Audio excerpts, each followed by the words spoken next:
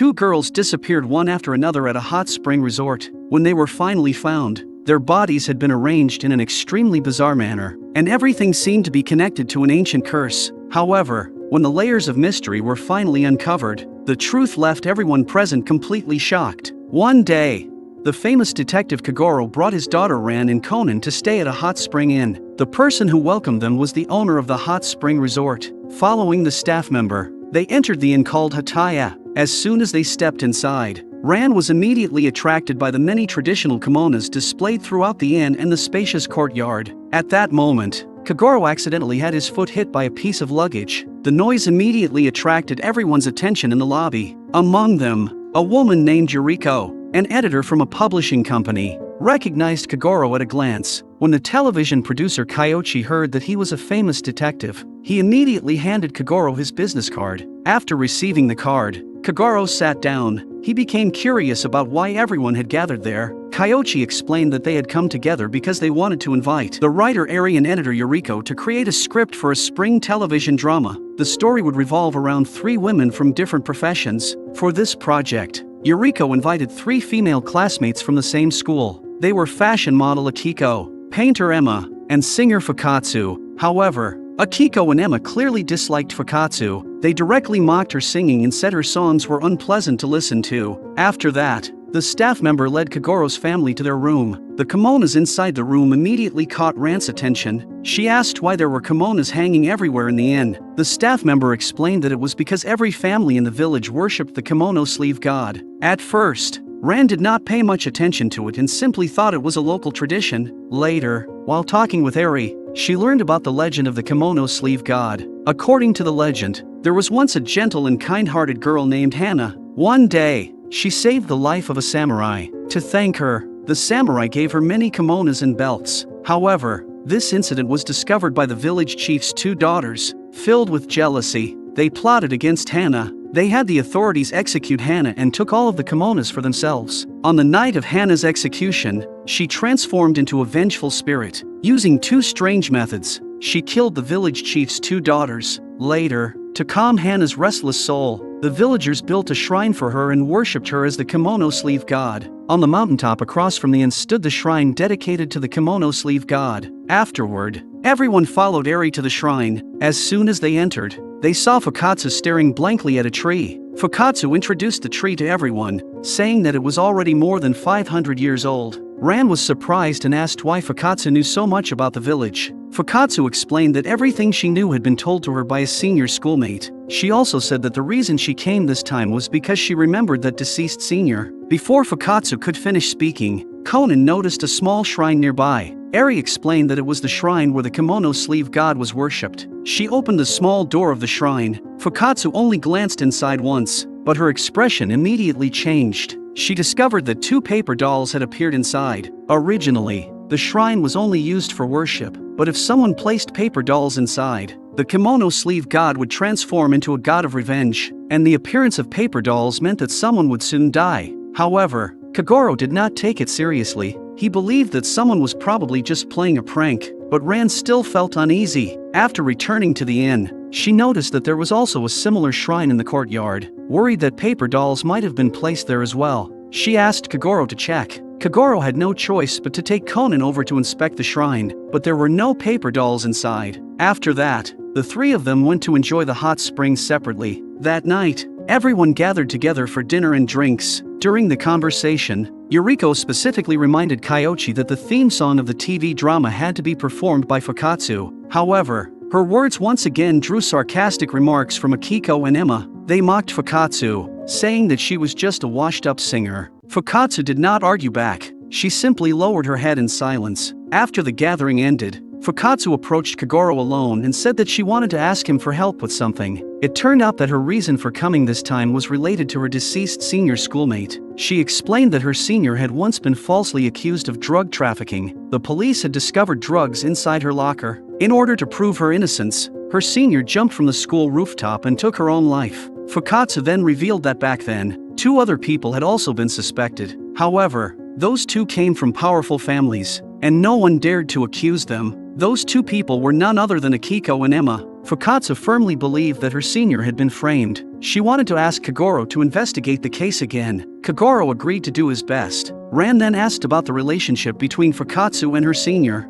Fukatsu explained that her senior's family situation was similar to hers. Both of their parents had died in a fire when they were young, so her senior had always taken care of her. After their conversation, everyone decided to go enjoy the hot springs. However, Ran discovered that the women's bath had been reserved by someone and the door was locked from the inside. She had no choice but to return to the lounge with Fukatsu and wait. Meanwhile, Conan and Kagoro, who were in the men's bath, heard a faint scratching sound coming from the women's bath. Conan initially thought that Fukatsu and Ran were just playing around, but when they returned to the lounge they found both Fukatsu and Ran there. This meant the sound they heard earlier had not been caused by them. After that, everyone started playing table tennis. They continued until 11 p.m. then decided to check the women's bath again. However, when they arrived at the door they discovered that it was still locked. But this time there was a paper doll placed outside the bath. Ran picked it up and noticed that the paper doll was extremely cold. It was also wearing a mask on its head. Conan immediately sensed that something was wrong. He told Kagoro to break the door open as quickly as possible.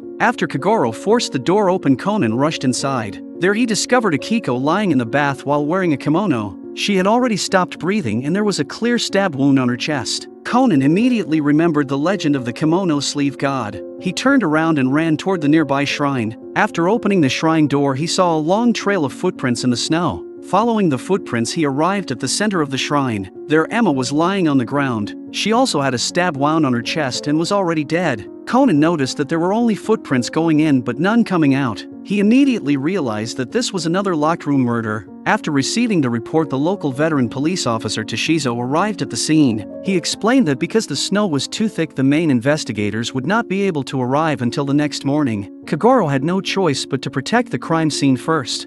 Conan looked around the area and discovered a small path leading toward the back entrance. However, there were no footprints there. They returned to the lounge. Kagoro asked whether anyone had seen any suspicious people passing by. Everyone answered that they had seen nothing unusual. Kagoro found this strange, because anyone going to the outdoor bath had to pass through the lounge. So how could nobody have noticed anything?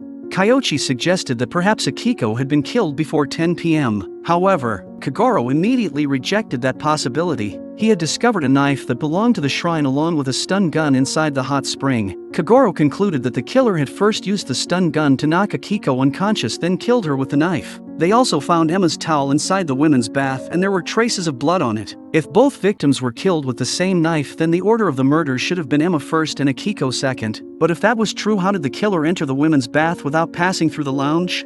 Everyone began to suspect that the curse might have been caused by a ghost. Even Fukatsu believed that everything was connected to the curse of the kimono sleeve god. But Conan did not believe that. He thought everything was just a false image deliberately created by the murderer. The real question was, how could the killer enter the women's bath without passing through the lounge? Early the next morning, local detective Masaki arrived at the scene and began questioning everyone. Kagoro also explained the biggest difficulty in the case. While Masaki was thinking about the situation, Fukatsu once again brought up the curse. She believed that her senior's ghost had returned to take revenge on them. Masaki was confused by her words, so Fukatsu began explaining everything that had happened. At the same time, a police officer discovered that Emma was only wearing one earring and the other one was missing. Yuriko recognized it as a luxury brand earring and one piece alone was worth 200,000 yen. She also mentioned that Fukatsu owned a matching necklace. Fukatsu admitted it, but explained that she had never worn it because she was afraid Emma would make fun of her. The officer then took out the note that had been found in Emma's pocket. After reading it, Masaki asked who had gone to the back entrance of the inn, but the answer surprised everyone. The only person who had been there was the victim herself, Emma. As Masaki began reviewing the case again, Conan told him that while they were bathing, they never heard any screams, but they did hear two strange scraping sounds. Conan then raised another question: why would Emma go to the shrine alone? Masaki explained that the note said, "Come to the shrine at 10:30 p.m., and the signature at the bottom was Kyoichi's name. Kyoichi immediately denied writing the note. Masaki believed that, at the moment, Fukatsu was the only person with a motive to commit murder. Fukatsu desperately denied the accusation. At this point, Conan became deeply troubled. He couldn't understand why the murderer had deliberately made the crime scene look like the curse of the kimono sleeve god. Just then, the officer brought back the autopsy report. Both victims had been killed with the same weapon, and there were no fingerprints on either the note or the murder weapon. So far, they still hadn't found a single useful clue. This left Kagoro extremely frustrated, while Conan was lost in thought. A scene of children skiing appeared on the television. At that moment, Conan suddenly realized something and immediately ran outside. He carefully examined the snow and discovered that the snow on the right side was about 15 centimeters deep, while the area near the back entrance on the left was only about 5 centimeters deep. He then returned to the lounge, and after seeing Kyochi's business card, he became even more certain of his theory. Although he already knew who the murderer was, there was still one thing he couldn't figure out. How did the killer place the paper doll at the entrance of the bathhouse without anyone noticing? Then he remembered that Ran had said the paper doll felt strangely cold, so Conan looked up at the ceiling. After that, he used Kagoro's voice to call Takagi at the Metropolitan Police Department and asked him to investigate something. Once everything was prepared, Conan found the old officer Toshizo and asked him to gather everyone at the bathhouse. When everyone arrived, Conan immediately fired a tranquilizer dart and knocked Kagoro unconscious. Then he began revealing the truth by using Kagoro's identity. First, Conan asked Masaki to look at the photographs of the footprints taken by the camera. Masaki couldn't see anything unusual. Conan then pointed out that Emma's footprints were clearly too shallow. Based on the amount of snow that had fallen the previous day, her footprints should have been around 15 centimeters deep, but in reality, they were less than 7 centimeters deep. This proved that the snow in that area had already been compressed by someone. The reason was that the murderer had used 2 wooden boards, placing them alternately on the snow to create a path to the shrine. After committing the murder, the killer used the same method to return to the back entrance,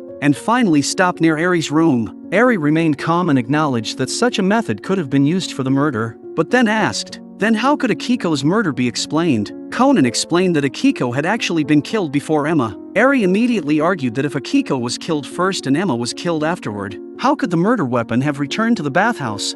And how did the paper doll appear at the entrance of the bathhouse?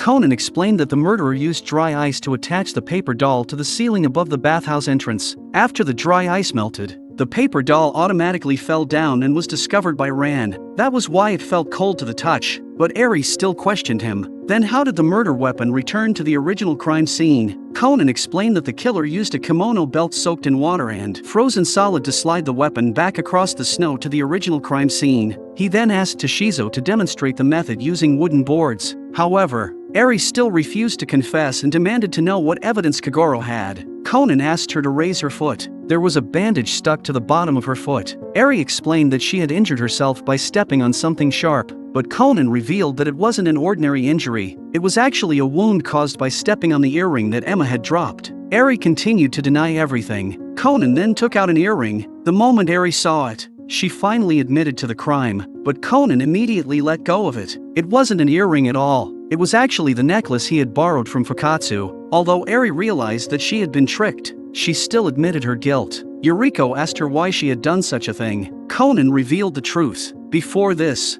he had asked Takagi to investigate Eri's background. It turned out that Eri was actually the biological older sister of the deceased senior Fukatsu had mentioned. When they were children, their parents died in a fire, and Eri's younger sister was adopted by another family. Eri interrupted Conan and explained that she had been overseas when her sister's accident happened. She only learned about her sister's death after returning a year later. After investigating the truth, she discovered that the people who framed her sister were Akiko and Emma. From that moment on, she began searching for a chance to take revenge, and this television production event was finally the opportunity she had been waiting for. After saying all of this, Eri collapsed to the ground and burst into tears. The end of hatred is never true relief. It only brings even more loss. What Eri's younger sister wanted was not for her sister to seek revenge for her. She only wanted her sister to live a happy life. Because for those who remain alive, learning to move forward is the greatest farewell they can give to the ones they have lost.